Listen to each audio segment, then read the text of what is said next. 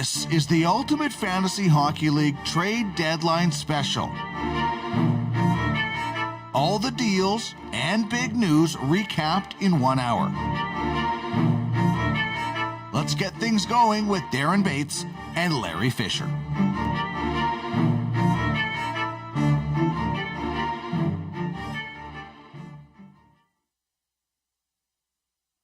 UFHL Trade Deadline Special proudly coming to you live on UFSN, where we strive to be your one-stop shop for fantasy sports. I'm Bates. He's Fish.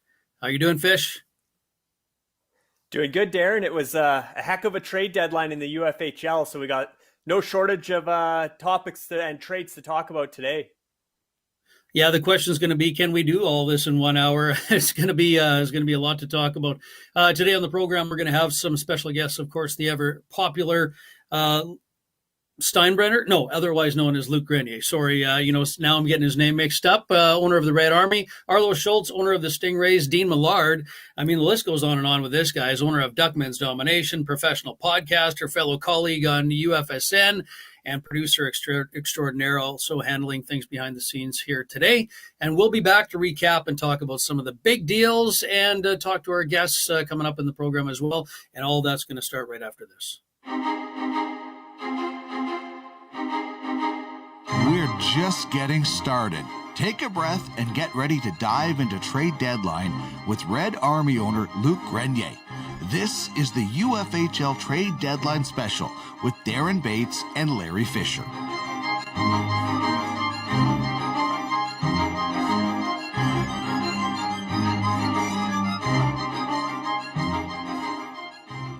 All right, you guys are stuck with me because Luke's not scheduled for another few minutes to be on the program. So if you guys want to just chat amongst yourselves a little bit, and I'll keep watching for Luke.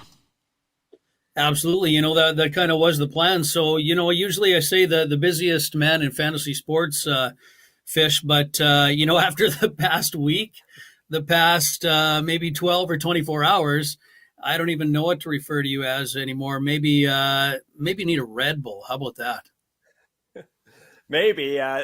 We could run down the list. Even just today on a working Monday, right? There was 9 trades on deadline day in the UFHL involving or featuring 17 players, 7 prospects, and 4 draft picks. But if you go back to Friday and you say, trade deadline weekend, you're up to 29 trades since Friday. So it was a busy weekend. And then if you go back to March 31st, when Scott Lowater came on as the Yetis GM and blew things up for the Yetis as far as trading away Artemi Panarin and Mitch Marner in back-to-back days on March 31st and April 1st. That's what really sparked the trade deadline. And there have been 55 trades since March 31st involving 137 players, 40 prospects, 28 draft picks, and you can see nearly 2,000 USD, American dollars, have changed hands. And if you do the total, it's up to 205 total assets. And like I said, 2,000 American dollars have changed hands via trade since March 31st. So it's been quite the 2 weeks in the UFHL. And now's the playoff, the stretch run towards the playoffs. And a lot of the contenders loaded up and did some tinkering. So it'll be interesting to see how the franchises, how the standings shake out over these final 4 weeks, or essentially 4 weeks left in the regular season for the NHL as well as the UFHL. Absolutely. And speaking of money, I think that was probably a good segue. Her final prize pool now over $51,000 US. And of course, the 2021 prize pool is now at over $31,000 US. And that's why I say it's a good segue. Speaking of money, there he is, Mr. Moneybags, George Steinbrenner. Luke Grenier himself. How are you doing, Luke? Hi. How are you doing, guys? You're having a good evening?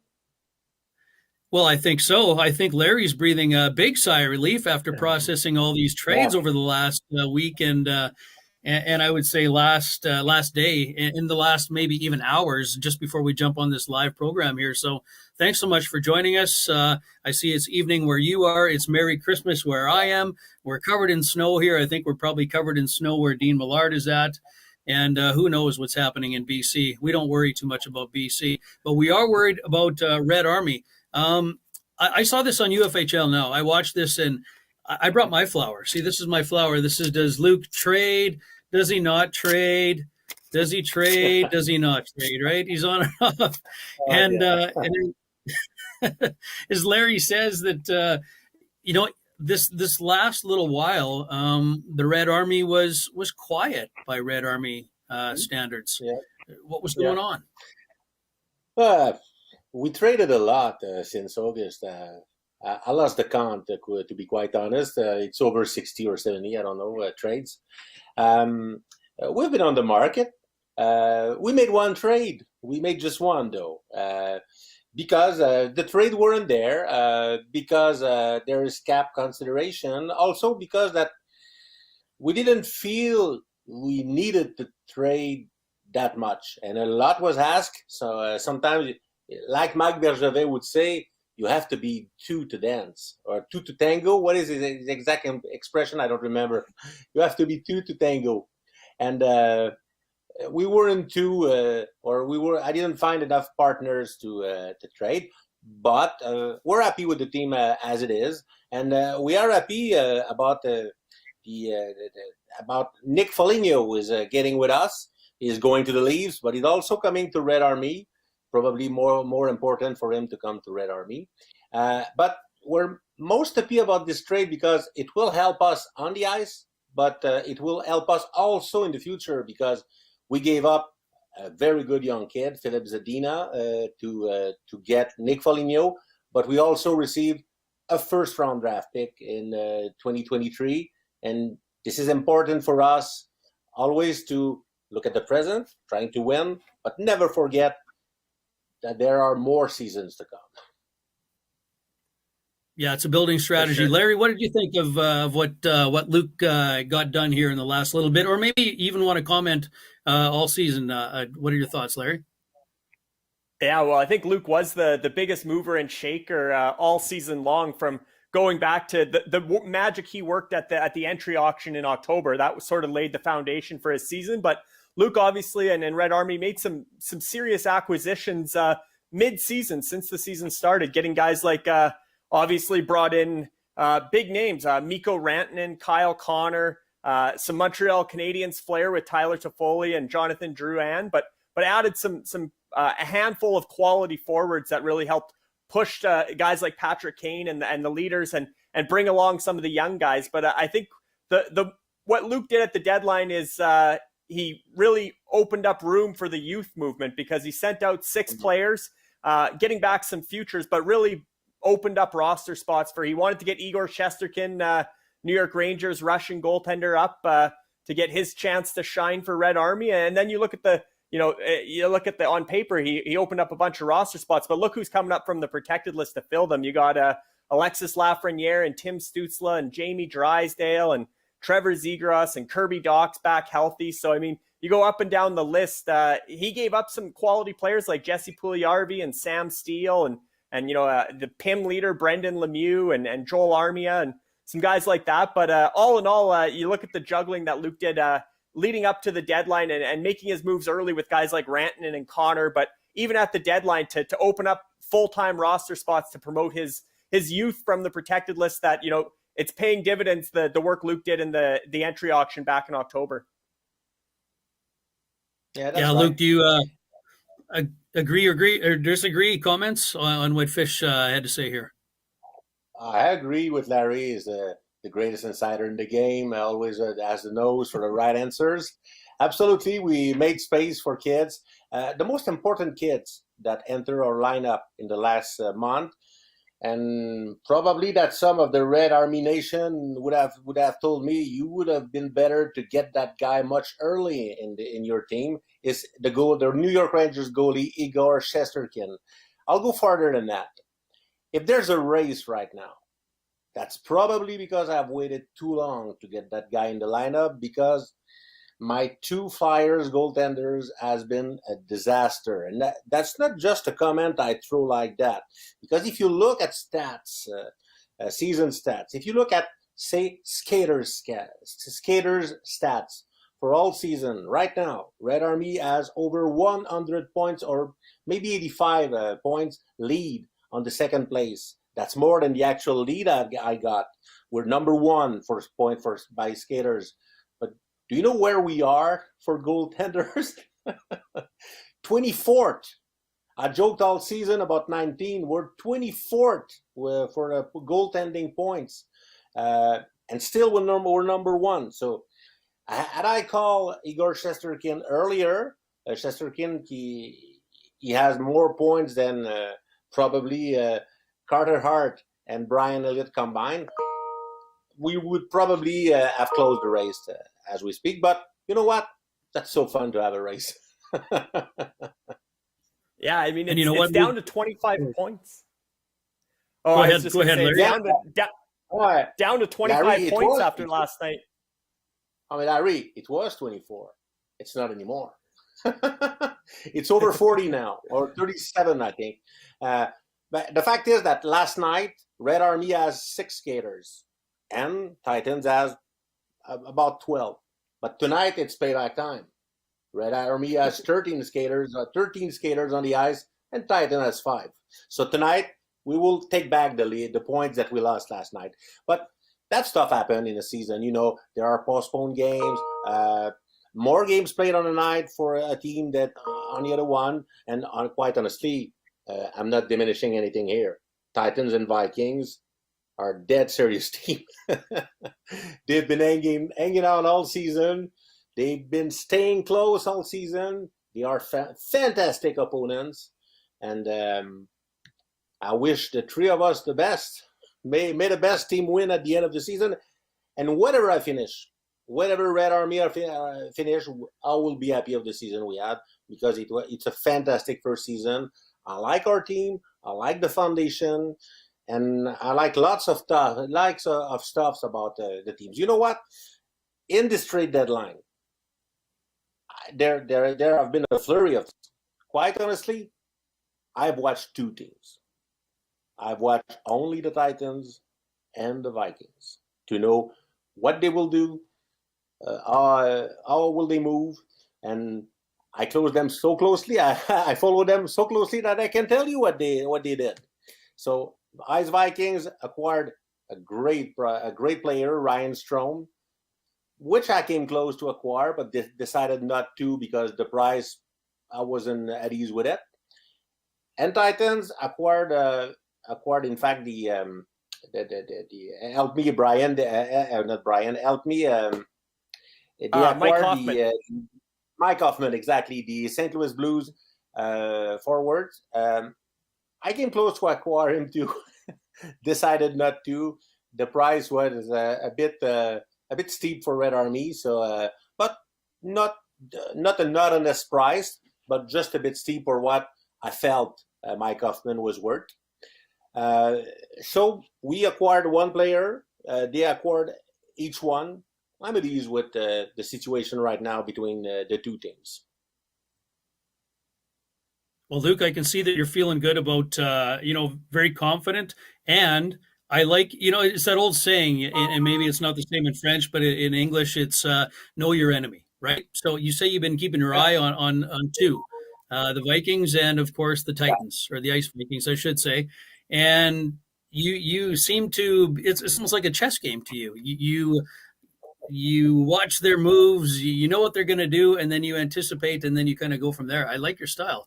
It's I thought you were 24 points up, but it may be a little bit dated on where it's at, but that was the last I checked. So you did expand your lead. Good for you. And I want to, before we run out of time, because we are on a time limit on this show, so we can fit it all in 1 hour. I just very important to tell you. Well, I just caught wind of. I know. I just caught wind of this, and I had no idea. Spill. Yeah. Okay. Okay. We acquired Nick Foligno, but that wasn't our best move in the trade deadline. Our best move in the trade deadline has been made off the ice. You know that right now, the front office of Red Army is composed by me as the GM, Adam Stephens as assistant GM, and best scout in the business, who's with me, Jeffrey of Alpine Prospect. I decided to add one more person right now tonight. I will announce it. To the front office of Red Army. He has been a GM for a team. He is a scout. He owns an agency here. It's Rubis. So I'm announcing you that Jeffrey, I told you, Adam Stephens is our assistant GM. Jeffrey is our director of amateur scouting. And tonight I announce you that Harrison Millar joined Red Army as director of players development. A new position we designed just for him. So he will work with us. He will scout Canada for us. I have Jeff scouting Europe. And I feel that with two high-profile scouts on Red Army, our future can only be better. And I'm really pleased to welcome Harrison with us. Lots of experience and a guy who never turned a lot around the pot. Wow. That's an exciting announcement, Luke. I'm excited. So I know that he was with Elite Assassin. Ellen is the owner. She keeps 50%, I think, of the Elite Assassins. But from now on, Harrison Millar, in fact, since last night, because he informed Elite Assassins that he will not be affiliated with them. He has no tie anymore with Elite Assassins. He joined Red Army, and we welcome Harrison. Welcome, Harrison, if you're welcome. Harrison has a scouting background, like you said, real world scouting. He's done some work at the highest levels and then consulted a bit with the NHL and stuff over the years. But certainly he's got a real stable of prospects there with Ruby ISS Scouting Agency. He was part of the initial futures auction, and I know you acquired a 2023 first round pick at the trade deadline from the I believe the Tornadoes in the Jesse Puljujarvi Sam Steele trade. And I mean, that's two full seasons away. Who knows where the Tornadoes will be, but you've acquired a couple of those 2023 first round picks. And when you look at Ruby ISS and their stable of prospects, they're proud owners of both Connor Bedard and Matvey Mishkov. So yeah, I know you have an eye on those young prospects for 2023, and I know you got some first-round picks, hopefully in the Shane Wright sweepstakes. Talk a little bit about, like you said, keeping an eye on the future and being a part of that auction process for the top prospects, because we're seeing it now with what you did in 2020, and a lot of franchises have been quite eager to trade away their draft picks, and maybe not hang on to them if they're at the wherever they are in the standings. But for Red Army, it seems like you're willing to take those on and looking forward to going back to the auction room and latching on to a couple more top prospects and sort of keep that feeder system going. Is that sort of the way you're approaching those picks for future years? Yeah, but I take some chances. When you acquire in 2021 a pick for 2023, you're taking a chance because you don't know where the team will fit in. I remember acquiring picks from Dynasty at the time when Xavier wasn't the owner, and people were saying, "Oh wow, he acquired that pick. It's going to be a great pick. It's a steal." You know what? I traded those two picks. I didn't keep those. And if I had kept them, I would have drafted probably 16 or 17 with them. So you never know. But from now on, I'm interested to check who's coming. You named hockey players. What did you say? Bedard? I don't know those guys, but I will make research and I will try to follow up with the big dogs out there. Luke, always the character, playing the guy that doesn't know anything about anything. Yeah, we get it. Hey, Luke, that sound means that we are out of time for this segment. I want to thank you for joining, and thank you for getting in that big announcement. I was actually very surprised. I was shocked when I saw that just a few minutes ago. So thank you for being on our program and on this live show today. Thanks for having me, and Je n'aurais jamais annoncé ceci sur une autre chaîne. I would have never announced it anywhere else. Awesome. We'll be back with Arlo right after this. Let's Let's keep this train rolling. The Stingrays have been gliding up the standings and made moves with deadly accuracy geared towards a long playoff run. Team owner Arlo Scholes joins the program next. This is the UFHL Trade Deadline Special with Darren Bates and Larry Fisher.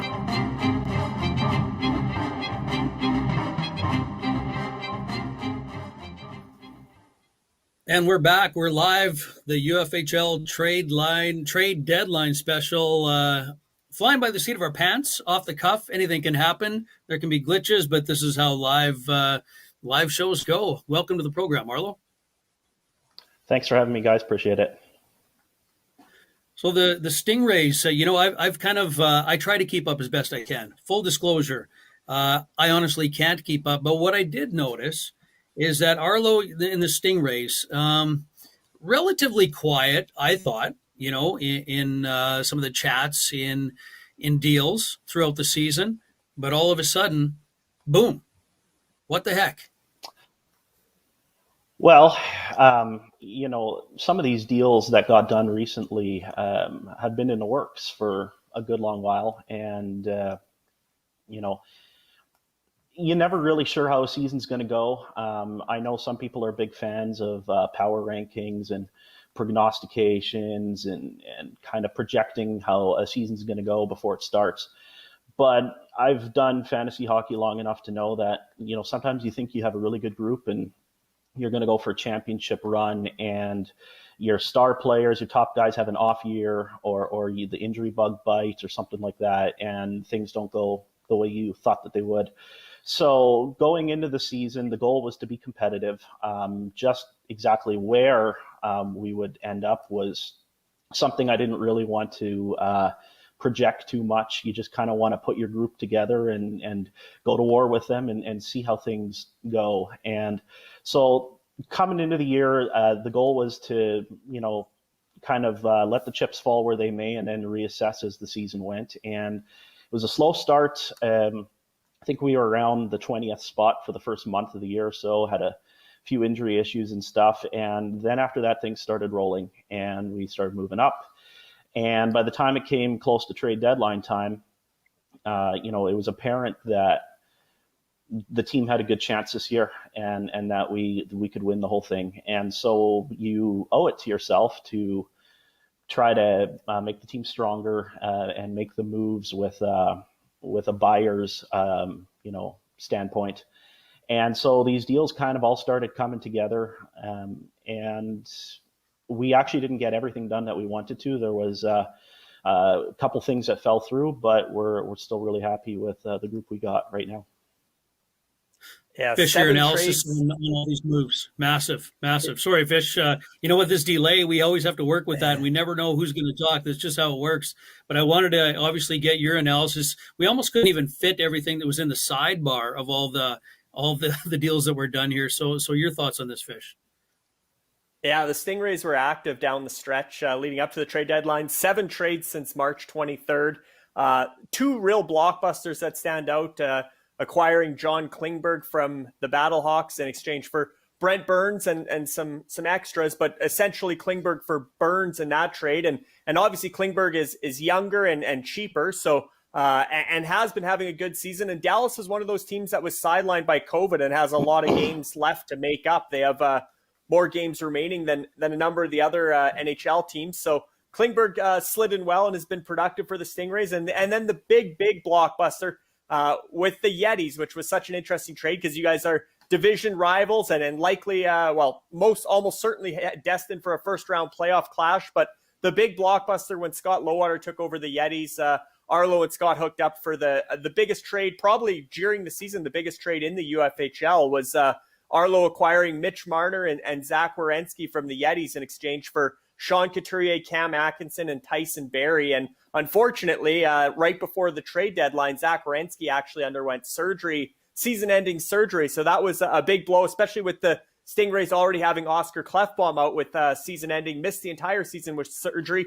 But you look at that defense of the Stingrays and their cap hit and their ages, and it's really coming together. And then you add a real stud in a guy like Mitch Marner, obviously a bit of a higher cap hit, but just a a game-breaking type player on a franchise that in the NHL that's loaded up for a playoff run in the Toronto Maple Leafs. So I look at those two moves as what really shaped the Stingrays leading up to the deadline. But Arlo can speak to the amount of depth he acquired too, and really filling out that lineup. Guys like Patrick Maroon, Jujhar Khaira, on the back end, even a guy like Zach Bogosian, and the list goes on. I mean, I know Alex Galchenyuk and Eric Gustafsson were kind of right at the deadline, but there was a lot of moves made to really improve that group as a whole. And when you look at the standings, the Stingrays are right there. 5th place is within striking distance, and I'm sure that's what Arlo's eyeing.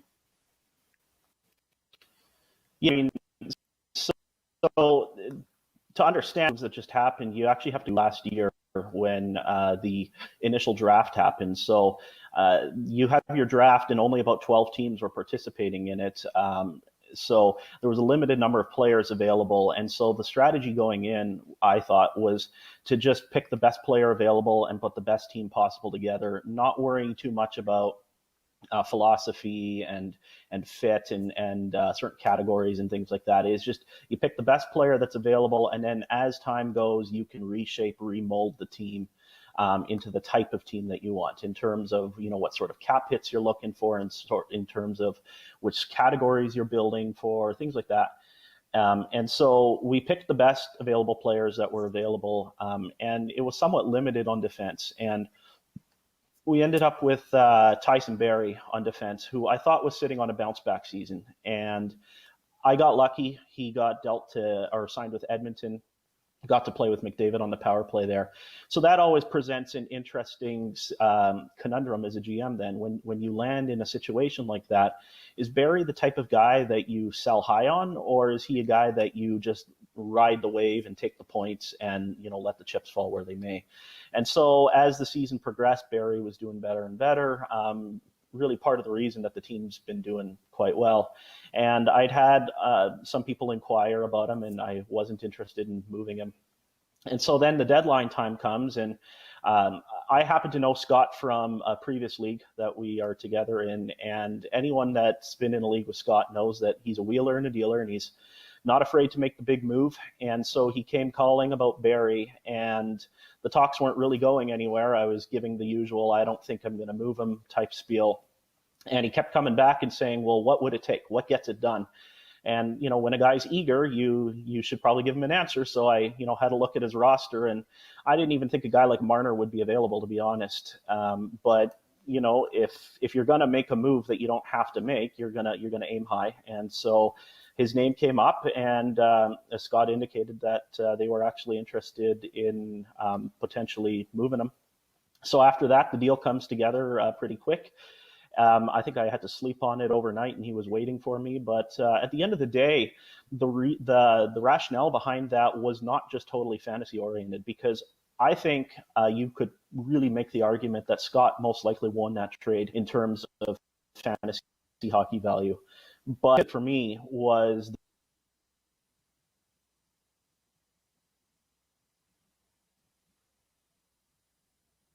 I think that's the Costa Rican internet there, Larry.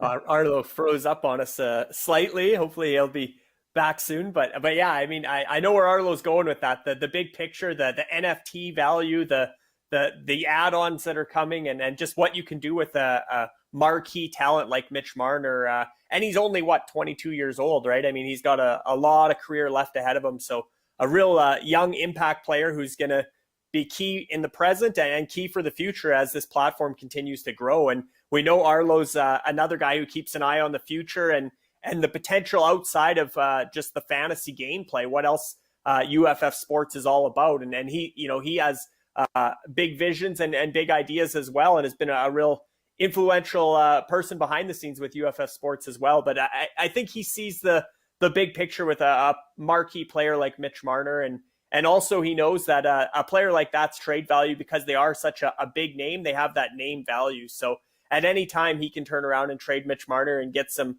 quality players back. But that's a trade that I don't think he's lost any sleep on since he's made it, although Zach Werenski did get the season-ending surgery. But all in all, I think he's pretty happy to have Mitch Marner in the fold. Yeah, no, Mitch Marner, one of those guys that I like watching play, and I am, if you go way, way, way back, a Leafs fan in my heart, and he's one of those guys that my teenage daughter would call a beauty. That's what she refers to guys like Mitch Marner, but a good hockey player, probably easy on the eyes for teenage girls.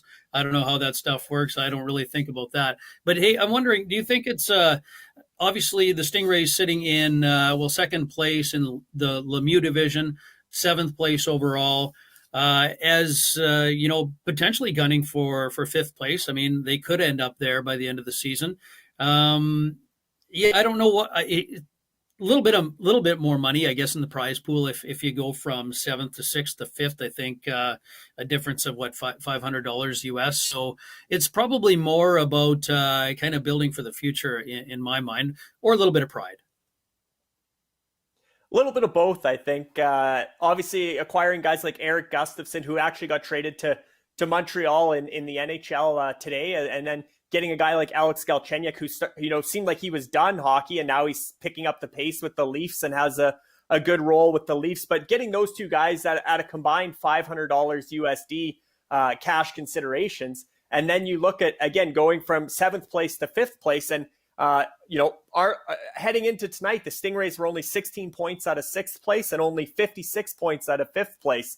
That amounts to, a couple good nights, and you're making that climb in the standings. And again, the difference, if you go from seventh to fifth, now that the payouts are locked in after today's trade deadline, is, $510. So you climb those two spots, you make that money back that you invested in Galchenyuk and Gustafsson, and they're going to be on playoff teams most likely. And, you have them then for the playoff draft as well, and a potential to win money twice on those guys. So interesting moves, but again, depth guys, but guys that can close that 56-point gap for the Stingrays.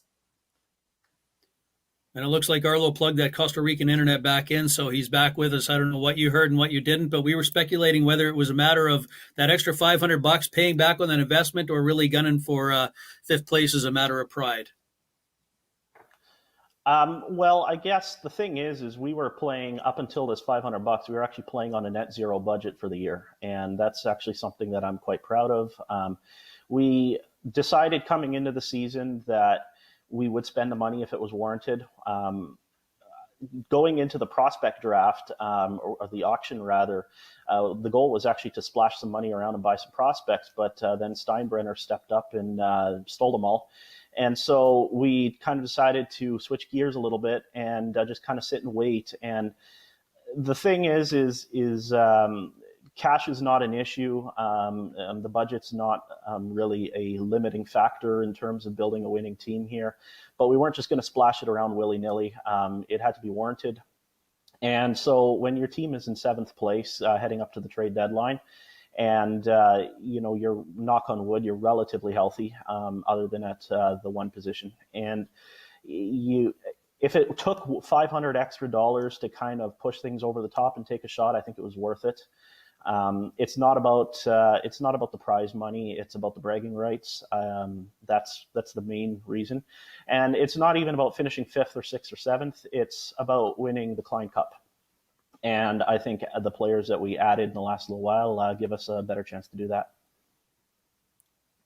And talk about that, the playoff rivalries that are going to be in the Lemieux division. When we realigned the divisions, it was hard to say which division was the strongest, or, which division to keep an eye on. But I mean, we're a month out from the playoff draft, and I think I can declare right now the marquee matchup of the first round is going to be that 2-3 clash with the Yetis and the Stingrays. I mean, it's basically locked in. The Ice Vikings are, quite a ways ahead in the regular season standings. It'd be tough to make up that ground. They're likely going to be the 1 seed, and Blades of Steel are, you've separated yourself from the pack from Blades of Steel, so they're likely going to be the 4 seed. But that matchup with the Yetis and the Stingrays, and then potentially facing the Ice Vikings in the division final, just talk about looking forward to the playoffs. Yeah, and so going back to what I said there when my internet cut out, trading for Marner was a business decision as much as it was a hockey one. And keep in mind that the Yetis have Connor McDavid.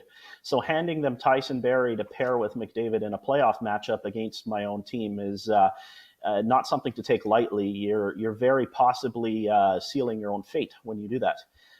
But again, it's about the marquee NFT value of players as much as it's about fantasy value, and having a premium NFT in Marner in the biggest hockey market in the world seemed like it was worth it for that. But yeah, that first round matchup is going to be tight, I'm sure. And as always, honestly, usually luck more than it comes to skill. Whoever gets hot and has more guys going at the right time is going to come out of that series. And I guess we'll let the chips fall where they may.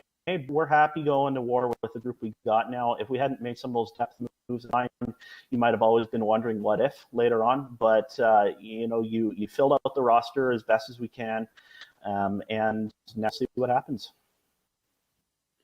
Best of luck with the rest of the season with yourself, Arlo, and the Stingrays. And we're out of time for this portion. We'll be back with Duckman's Domination right after this. Thanks for joining us.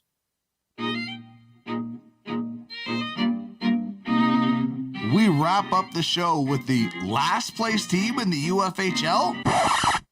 Yeah, we're heading to the marsh to speak with some Mallard guy who's the owner of Duckman's Domination. This is the UFHL Trade Deadline Special with Darren Bates and Larry Fisher.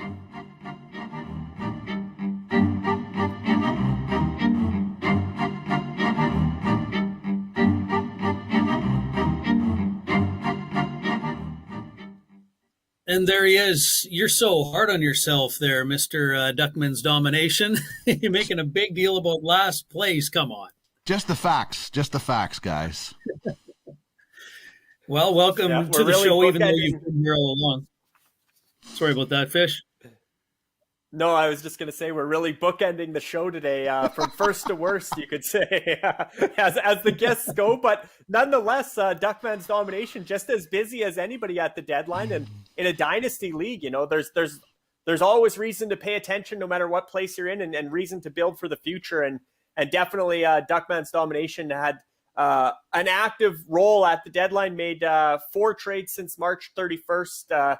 3 big ones, essentially, bringing St. Albert boy home and Colton Parayko, who kind of kicked off the deadline push for Duckman's, and then another homecoming of sorts.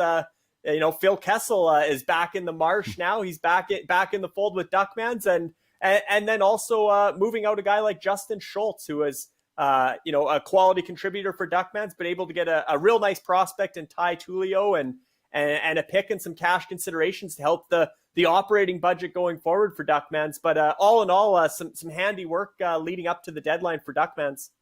Yeah, I thought, all along our strategy was that we were going to wait, basically until April. And we were one day short of that with the last day of March deal, which kind of, fell into our lap a little bit. I want to say it wasn't something we were thinking of, but when we started talking about it, it just made too much sense. But all along we had said, we were going to wait until the deadline. I had the Grizzlies all year long on me about Justin Schultz, and it's kind of fitting that that's where he ended up. And we kept saying, no, we're not ready. And then as the season went on, we thought, well, this might be our biggest trade chip. It's not much, but still, a top 4 defenseman that could help somebody. And so we decided to have there was interest in it, that we decided, okay, just give us our best offers. And our last guest, Arlo, was in on it, and he even said to me, he goes, I should have looked more because I didn't realize it was best offer. When you're dealing with Arlo, you just wait for the big offer that's going to come, because I got it for one of my players and I couldn't do it, but he was in the bidding, and so were the Grizzlies, and there was another team, and it was just a situation where we thought just the prospect was a little bit better, and the chance to be able to, pick our own player with that pick. But it was really, really close. I went into it thinking I'd really like to get a first round pick. That wasn't going to happen. We thought about keeping Justin Schultz and saying, this is a guy who we can use next year that has a good contract, but ultimately the capital with the cash helps out a little bit as well. So we trade out a defenseman, but we were really happy to get in on the Colton Parayko deal very early on. That, as you said, kickstarted it and kind of cemented kind of our blue line with Dante Fabro. Yeah, you were able to make Justin Schultz that much more expendable, I guess you could say, by bringing in Colton Parayko. And you mentioned the Grizzlies. and I just look at the moves that Duckman's made, and a lot of it is kind of like the what goes around comes around theme. Because correct me if I'm wrong, but I think back in January, Justin Schultz was he originally a Grizzly, and you traded Jake Gardner to get him, I think. Back early in the year. So that one, and then the Phil Kessel trade started off. You had Phil Kessel, you traded him in order. A part of that package was to get Jordan Martinook. And then when you reacquired Phil Kessel, Jordan Martinook's going the other way. So kind of the what goes around comes around was the theme of the deadline. But some familiar faces are back in the fold for Duckmans. Yeah, you know, the Martinook trade was really interesting because that started out as, you know, what do you want for Jordan Martinook? And, I don't mind doing kind of one-for-one small deals, but especially at the deadline, I want to make a bit of a splash. So I immediately started asking for Alexander Holtz, and it was like, oh, we can't do that. So that started out as one for Martinook and grew into quite a bigger package that I really, really am happy of. And, I look at, the guy that we got in as far as our prospects, Craig Button obviously helps out, but George Batchel was key in asking for Jean-Luc Foudy in the one deal. So it was truly a team effort where I would, talk with one team, and then I would go talk to George a little bit, then I would send Craig, and then I would kind of compare notes and things like that. And it was really interesting. Without any of us being in the same room, we put a lot of teamwork into a lot of these deals. And, and some of these lists I was sending Craig be like, hey, pick the best 3 prospects out of these 60 guys. Because, he didn't have enough to do with pickleball and the trade deadline. Yeah, I seen Craig was looking a little worse for wear from the pickleball tumble, but good to see him back on his feet and on TV again, breaking down trades for TSN today. But definitely a invaluable resource for Duckmans when it comes to identifying talent. And it is nice when you have Craig Button as your director of scouting or president of scouting, and a agency or an affiliate agency of a franchise says, take a look at our protected list, take a look at our reserve list with our scouting agency, and you can have your pick of the litter. And having a guy like Craig hand-pick guys, it doesn't get much better than that. But definitely identified some guys in Ty Tullio and Jean-Luc Foudy you mentioned, and Jesse Ylonen, who's having a decent AHL rookie season in Montreal's system. So, and then getting the 3 second-round picks again too, and continue to build through the draft. I know Duckmans has, if not the most total picks in the UFHL right now. It's got to be up there in the top 3 or top 5 for most picks owned over the next 3 draft years. So always looking to the future, and certainly maybe, if playoffs, hopefully you get some guys drafted in the playoff draft still, but big picture, you're probably counting down the days or have the date circled on the calendar for July 24th, that entry auction where, as we said at the top of the show, or I meant to mention at the top of the show, the trade that maybe jumped out at me today more than any other almost, or, caught my eye where I was like, oh, that's interesting. And then very interesting was Victor Soderstrom going from the Royals to Kamikaze, and Kamikaze parting with Tornado's first round pick in this year's draft, which we know is going to be a bidding rival of Duckman's in the whoever's going first overall, whoever you and Craig and now Arnie from Pipeline Prospects is the GM for the Royals, and they'll be right in there bidding as well. And that'll be a fun bidding war to see who comes out with first overall, and to mainly to see who the prospect is that goes first overall. Because as Craig said on tracking the draft many times, there's a few candidates that could go first overall this year. So looking forward to see what Duckmans do on July 24th in the entry auction.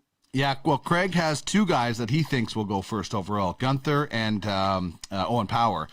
So it will be interesting. And we have a strategy. I laughed when I saw that I'd be bidding against Arnie again, because I outbid him for Connor Zary last year in the entry draft after Luke Moneybag Steinbrenner outbid me for Hendrix Lapierre.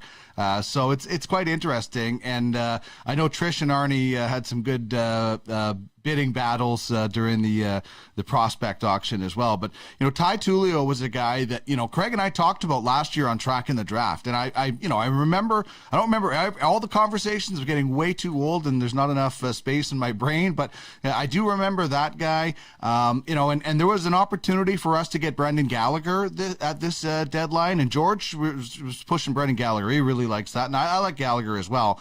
And then when we got Tullio, I said, that could be our Gallagher guy. You know, a guy with a motor that can fill a lot of categories and things like that. You know, I'm not sure if he's going to be as good as Brendan Gallagher, but they were both 5th-round picks. So, there could be something there. And Jean-Luc Foudy adds some speed to the lineup. And then, getting the 2nd-round picks was actually a bit of a strategy for us.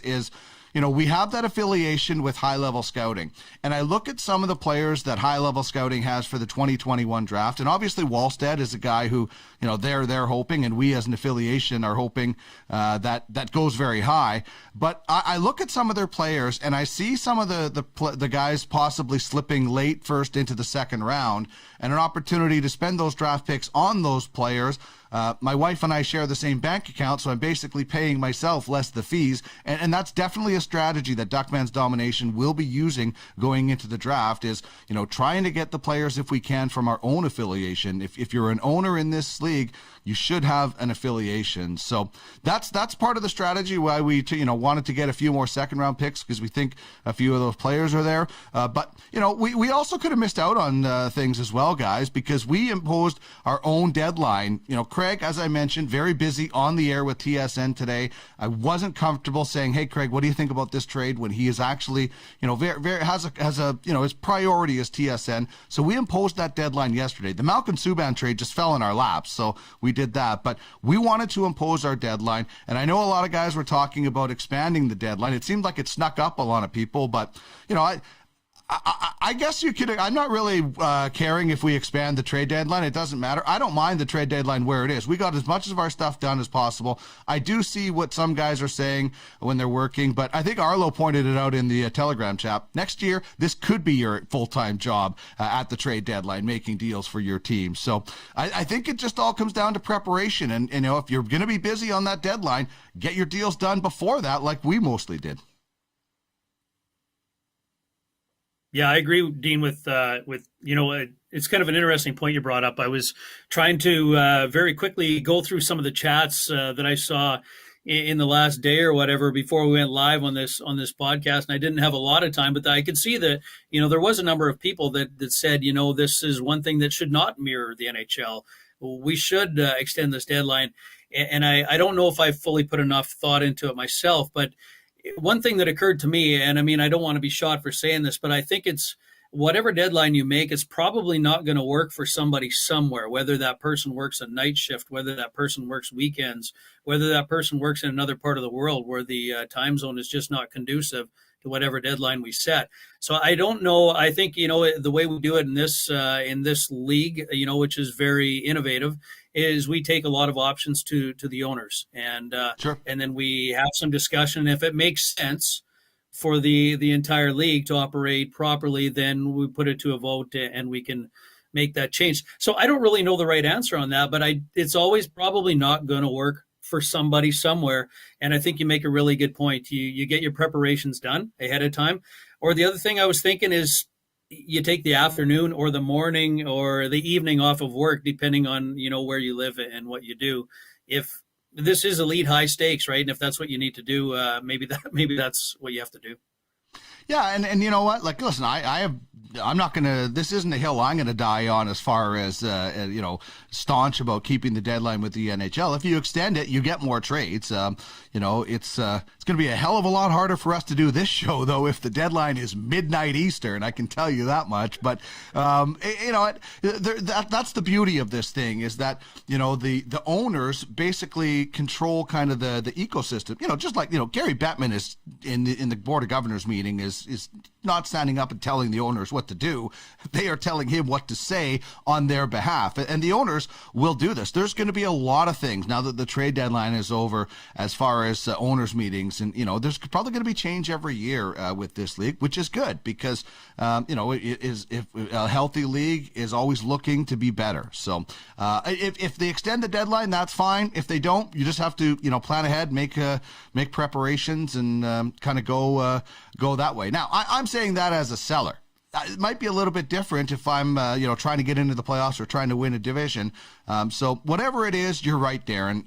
There could be people in Europe that are involved in this league. Well, what time zone is the right one for them? So it'll be voted on, I'm sure. I'm sure it's extended. It'll be for a few hours, but I'm not crazy about the midnight Easter, unless we're going to do like the Saturday before or something like that. I don't know. Definitely up for discussion, though, for sure. Yeah, I definitely need my sleep at night. That's for sure. So we'll see what happens. Again, it's going to come down to discussion, and we'll just kind of leave it at that. But hey, I just wanted to get your thoughts. I didn't see this announcement coming by Luc Grenier and Red Army in terms of what he just announced here, and we didn't have a lot of time to get into a lot of depth on it. But what do you think of that? It's a smart thing to do. Honestly, you cannot successfully, in my opinion, run one of these teams without a lot of people. And, I've ran through the people that are on our team, whether it's George as my GM of the Mighty Mallards, an assistant GM with Duckman's Domination, our affiliation with, high-level scouting where Trish owns it and Craig is such a big part of it. And then, there's going to be more. We're going to be expanding at some point, with the different things. We do have Jamie Thomas on as a bit of a consultant, a guy that I bounce ideas off and things like that. So you have to have a team effort in this.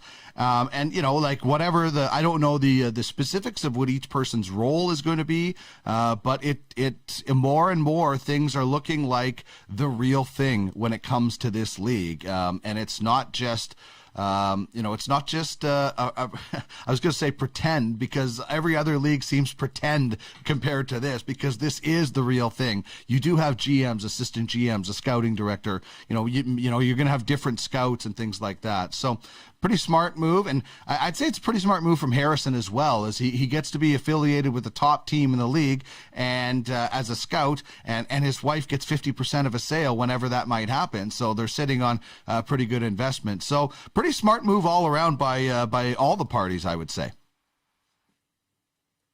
Yeah, I like that partnership. And I think one thing, Luke, again, starting to acquire these potentially high first round picks on paper right now, picks that belong to teams that would be in that bidding for first overall in 2022 and 2023. And kind of, taking a page out of Duckman's playbook with high level, identifying which scout owns those players that you're going to be bidding on. And try to, have that affiliation where maybe you don't have to pay the full amount, or maybe some of that, however they're going to work the money side of it. But you look at Ruby ISS's prospect pool, and it's one of the best for 22 and 23, the upcoming years. And I'm sure Red Army had that in mind when Luc Grenier went to make that partnership. So I like the direction they're going, and I definitely think it could be a win-win partnership there as well. Yeah, I think so. And Luke isn't in first place by a fluke. I'm still waiting for the 19 shoulder patch to come out for Red Army, but certainly it's no fluke. And as if you guys haven't been busy enough with trade deadline, we have this brand new website that was unveiled today that you can see on the screen. And man, I know you guys have put in so much work for this. It must be cool to see this. Yeah, thanks for putting it up, Dean. I was hoping we could get into this in the last few minutes here of the show, because this is a monumental day. To say there has been a lot of work put into this is an understatement. I'm proud to say that I registered as a fan today, actually. So I can add to the fan numbers, and I have poked around in this thing in the testing phase a little bit and been super impressed. And I know Rob Love has had a lot to do with making this thing look very presentable as well. And Fish has been tremendous in the amount of hours. I don't even know, Larry, how many hours you've gone back and forth with the Zilliqa team on this thing. But we want to get this thing right. We've put a lot of investment into building this. And this is something you don't want to put out that looks kind of, half-cocked, I guess, for lack of a better term. You want it to be right, and you want it to look good. And that was the plan. And it was finally available today. So I hope that a few people had a chance to get in and poke around on it. If not already, then certainly here in the next few days. And we look forward to everybody's feedback. It's exciting. It's going to be fantastic, and it's going to be a lot of fun to be able to dig around in that thing for not only for owners, GMs, and scouts, etc., but just for people that just happen upon it from wherever they are in the world, whatever their happenstance. Finally we can bring something that somebody can see, that's going to show the value of this league. Yeah, it's great to see it come to fruition today, Darren. And anybody who's watching can check out the platform. If you go to UFFsports.com and click hockey, it'll take you to the sign in, or you can just go hockey.uffsports.com as well. So hockey.uffsports.com will take you right to this page and to the hockey platform. And then in the top right corner, you can register as a fan, just like Darren did, or right there on the homepage, register as a fan, and away you go. There'll be a lot to follow on this site in the days and weeks and months to come, especially after the Scorecoin launches with the private sale on May 1st and the public sale on June 1st. And then UFF Sports will officially be in business, you can say. But having the physical product, having the platform up and running is certainly worth celebrating today. Dean, did you have a chance to play around in it? Well, I did register. I didn't have a whole lot of time between getting this show, and I had a couple other things, and then Malcolm Subban trade fell in my lap, so I had to grab that. And you know what? I credit the UFHL Insider segment for really lighting a fire under getting a goalie that's under contract next year for the expansion draft. So when that fell into it, I had to take some time to do that. But I'm really looking forward to, I was on the Duckman's Domination page, and I love that I can see the NFTs that I have. I can see the draft picks that I have. It's going to be great to have everything in one place. I still think every team should be keeping their own sort of spreadsheet at home with their team and their salary cap and things like that. But it's just so nice to have a home that we can go to and point people towards. And I think I don't know who said it earlier, but when you're explaining this concept to people, what do they ask a lot of times first? Oh, what's the website? I want to check it out. And oh yeah, we're just about there. We're just about there. And so now to be able to say, here's the website, and I sent it to a bunch of people today, and they were so excited that they can actually physically do it, because you can explain something to somebody really, really well, and they still might have problems understanding it. If they can go look at it themselves, and I think that's really going to help drive some people now to this platform, as if there's not already a herd coming right now with a few different things going on in the background. But this is really going to help people to understand a lot more. And I think for, that's, I'm talking about the fantasy people. I think, the crypto people that want to get involved, and the blockchain people and the people that are really into the NFTs, they're really going to like it as well, because, every franchise is going to be available all the time up there. So, I'm looking forward to the $500,000 offer for Duckman's Domination, and we'll think about that a little bit.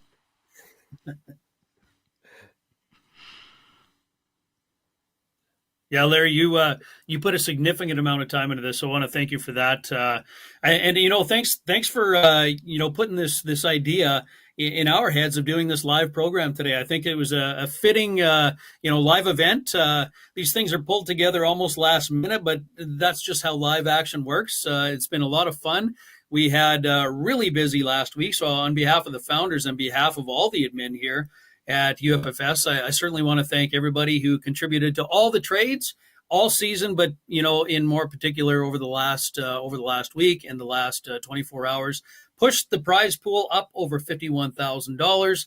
And of course, we're going to have, to be exact, $31,396.52 USD added to the 2021 prize pool fish. So it's going to be exciting. Can't wait to give this money away. Can't wait to give some cups away. Can't wait to see who makes the playoffs and everything that's going to happen now. Now we can just kind of watch things roll toward the end of the season. I'm excited. Yeah, it's gonna be a whirlwind. It's gonna come fast. Like I said, 4 weeks from now we'll be doing the playoff draft, and it'll be interesting to see. Like I said, some playoff races could potentially heat up, but certainly to see how the rosters look coming out of that playoff draft, and again using the unique leasing system and seeing for the non-playoff franchises to still have a rooting interest in the playoffs and watch their players on loan with the playoff franchises, and see, hopefully they can cash in a little bit as fans of the playoffs as well. And it's really taking off now, and it's super exciting. And thanks to the franchises who gave us all this to talk about today, and made sure it was an eventful deadline. And just all in all, it was a lot of fun doing this show, and a big thanks to the franchises for keeping me busy these last 2 weeks. 55 trades in 2 weeks was plenty. I'll sleep better tonight knowing there's no more trades coming tomorrow. But big thanks to the franchises for making this show possible with the moves they made. Absolutely. So thanks to our guests today. We had Arlo from the Stingrays on the show, Luke, of course, from the Red Army on the show, and we'll be watching that race toward taking out number one here very, very closely, and I know he's watching this competition. Thanks for joining us on this live show. Thanks to Dean Millard as well for everything he does behind the scenes and joining us on the show. And you're watching us live for the UFHL Trade Deadline Special on the UFSN Ultimate Fantasy Sports Network. See you later.